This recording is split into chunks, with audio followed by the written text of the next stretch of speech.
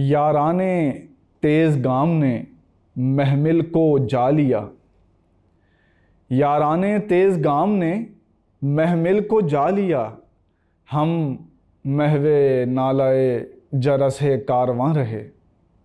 الطاف حسین حالی کا یہ خوبصورت شعر آپ نے سماعت کیا۔ میرا نام فرحان علی ہے اور میں tutoria.pk پر اردو کا آن اسکرین انسٹرکٹر ہوں۔ آج ہم آپ کی کتاب کے تیسرے سبق کا آغاز کریں گے جس کا نام کاہلی ہے۔ تو آئیے سب سے پہلے مصنف کے تعارف کی طرف بڑھتے ہیں۔ مصنف کے تعارف کو ہم چند اشاروں کی مدد سے مکمل کریں گے۔ 19ویں صدی میں بر صغیر کی اہم ترین مسلمان شخصیات میں سے ایک، مسلمانوں کو جدید تعلیم کی طرف راغب کرنے والے، ہمہ جہت ہمہ صفت موصوف، ٹرینڈ میکر، ٹرینڈ سیٹر، تنہا کئی اداروں کا کام کرنے والے، جو رکے تو کوہ گراں تھے ہم، جو چلے تو جاں سے گزر گئے، جو رکے تو کوہ گراں تھے ہم، جو چلے تو جاں سے گزر گئے، رہے یار ہم نے قدم قدم تجھے یادگار بنا دیا۔ فیض احمد فیض کا یہ شعر جس شخصیت پہ 100% صادق آتا ہے، اس عظیم مسلم شخصیت کا نام سر سید احمد خان تھا۔ آئیے اب سر سید کی شخصیت کی نمایاں خصوصیات کا جائزہ لیتے ہیں، ان کی خدمات کو دیکھتے ہیں۔ آپ اپنی نوٹ بک پہ پوائنٹس کی شکل میں سر سید کی خدمات اور نمایاں شخصیات کو لکھ لیں گے، اس طرح یہ باتیں آپ کے ذہن نشین ہو جائیں گی۔ آئیے دیکھتے ہیں سر سید کی خدمات۔ تو پہلے نمبر پہ آپ لکھیں گے بر صغیر کے مسلمانوں کی اصلاح، دوسرے نمبر پہ لکھیں گے 1870 میں رسالہ تہذیب الاخلاق کا اجرا، تیسرے نمبر پہ 1875 میں علی گڑھ کالج کی بنیاد رکھی، چوتھے نمبر پہ آپ لکھیں گے کہ اردو میں مضمون نگاری کو فروغ دیا، پانچویں نمبر پہ آپ لکھیں گے کہ چھوٹی بڑی 30 سے زائد کتابیں لکھیں، اہم تصانیف میں آثار السنادید، رسالہ اسباب بغاوت ہند، رسالہ نمیکہ، تاریخ بجنور، خطبات احمدیہ اور تفسیر قرآن شامل ہیں۔ اس کے علاوہ انہوں نے آئین اکبری کی تصحیح کر کے اسے دوبارہ شائع کیا۔ سر سید کے بعض نظریات، معاملات اور عقائد کی وجہ سے ان کو زندگی میں اور اپنے مرنے کے بعد بھی سخت تنقید کا نشانہ بنایا جاتا رہا، لیکن بقول داغ دہلوی، خدا بخشے بہت سی خوبیاں تھیں مرنے والے میں۔ آپ نے سر سید کے تعارف سے آگہی حاصل کی اور ان کی شخصیت کی اہم خصوصیات اور خدمات کا جائزہ لیا۔ آئیے اب سبق کاہلی کے تعارف کی طرف بڑھتے ہیں۔ تو سب سے پہلے ہم جائزہ لیں گے کہ لفظ کاہلی کا لغوی معنی کیا ہے۔ کاہلی لفظ کاہل سے نکلا ہے۔ کاہل کہتے ہیں سست کو، لیزی کو، بیکار کو، ناکارہ کو، جو کوئی کام نہ کرے اسے کہتے ہیں کاہل۔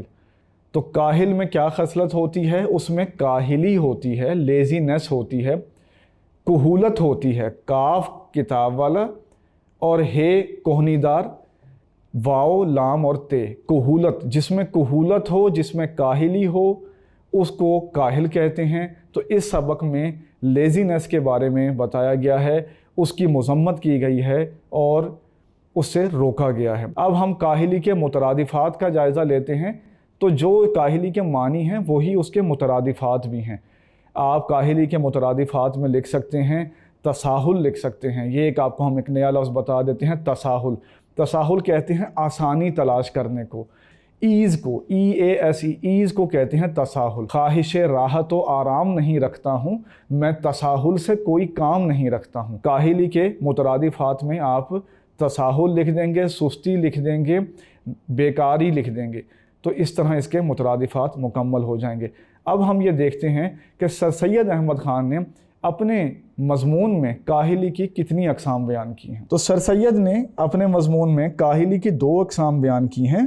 پہلی قسم ہے جسمانی کاہلی کی، یعنی ہاتھ پاؤں نہ ہلانا، چلنے پھرنے سے گریز کرنا، ایک جگہ پڑے رہنا، اس کو کہتے ہیں کاہلی۔ یہ جسمانی نوعیت کی کاہلی ہے۔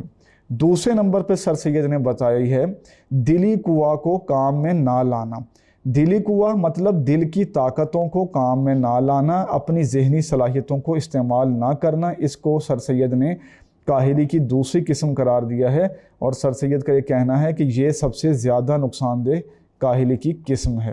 آئیے اب ہم یہ دیکھتے ہیں کہ سر سید نے یہ مضمون کاہلی کس لیے لکھا ہے، یعنی اس مضمون کے لکھنے کا مقصد کیا ہے، یا دوسرے لفظوں میں آپ کہہ سکتے ہیں کہ اس کا مرکزی خیال کیا ہے۔ تو سر سید نے اس مضمون میں مسلم قوم کے افراد کو یہ کہا ہے کہ وہ اپنے دل کی قوتوں کو کام میں لائیں، اپنی ذہنی صلاحیتوں کو کام میں لائیں، اپنی اندرونی طاقتیں جو ہیں ان کو بیدار کریں تاکہ وہ مغربی اقوام کا مقابلہ کر سکیں۔ یہ اس سبق کے لکھنے کا مقصد ہے، یا دوسرے لفظوں میں اس کو آپ مرکزی خیال بھی کہہ سکتے ہیں۔ آئیے اب یہ دیکھتے ہیں کہ اگر انسان اپنے دلی قوا کو کام میں نہ لائے، یعنی سر سید کے پیغام پہ عمل نہ کرے، تو کیا نتیجہ برآمد ہوگا۔ تو اس ضمن میں یعنی اس کے نیچے آپ یہ لکھ سکتے ہیں کہ اگر انسان اپنی دل کی طاقتوں کو کام میں نہ لائے تو اس کے بھیانک نتائج برآمد ہو سکتے ہیں۔